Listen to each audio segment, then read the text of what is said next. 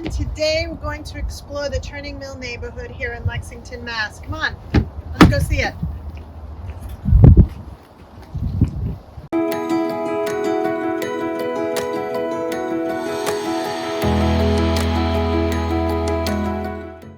So we are entering the Turning Mill neighborhood, which consists of about 150 homes, all either in two designs, Tech Built or Peacock Farms. Well, that's at least what they started from.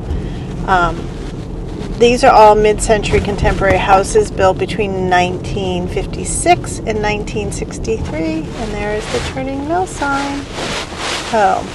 And what all of these houses had in common to begin with was that they were built on wooded lots and close to nature. That was important, and some privacy, so you don't see your neighbors' houses so much.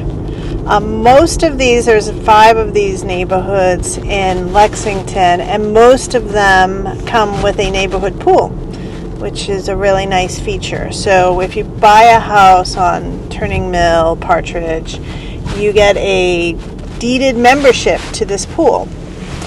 And it's open from mid-May through mid-September. It's pretty fun. The kids can go by themselves after they're 10 years old. There's a swim team. There's swim lessons. You know, the lifeguards are usually kids in the neighborhood. My daughter lifeguarded here for her high school years.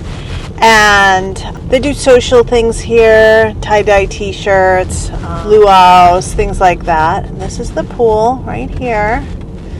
It doesn't look so pretty in the winter, but there's parking down there. And it's a really, a nice social feature to the neighborhood. Obviously, if you lived very close by, you would walk there, take your bike, all those good things.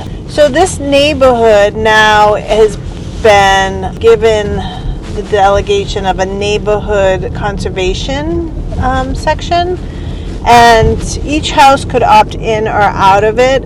But basically what the town doesn't want is for you to build houses that don't look like mid-century contemporary. So if you look off to the left here, you'll see there is one house that is definitely not mid-century contemporary. It's funny, I actually sold that house. It's a very pretty house, but when that house went into the neighborhood, that was it. People were like, no way, we don't want everything to look like this. So they put a provision in this neighborhood community conservation division where you can tear down the house, like that house right there, the gray house was torn down, but what you have to put up has to be a mid-century contemporary style home. There's a house right here in front of us on the right that was also a new build, but you can see it's contemporary in style, which is really what the town and the neighbors wanted this neighborhood to be.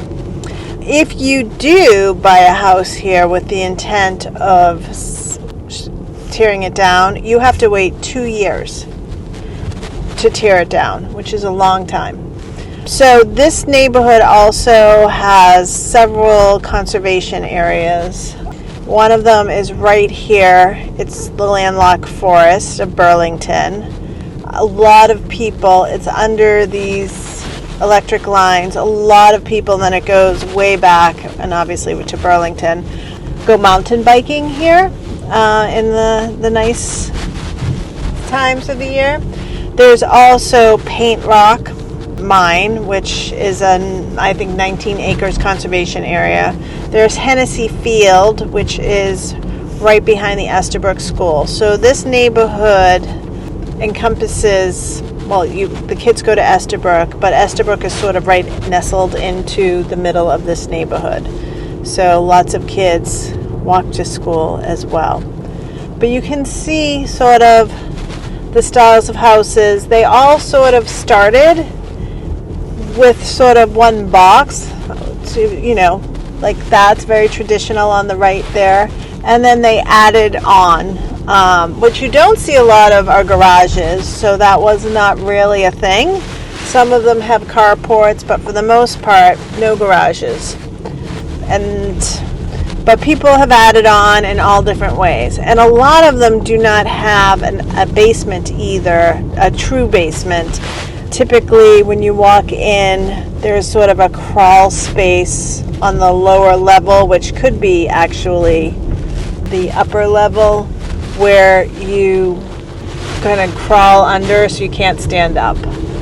But it comprises like about 4 streets, 4 very long streets: Dewey, Gould, Partridge, and Turning Mill. And you can see people throughout the years have done some interesting things with the houses. And that's pretty much the neighborhood.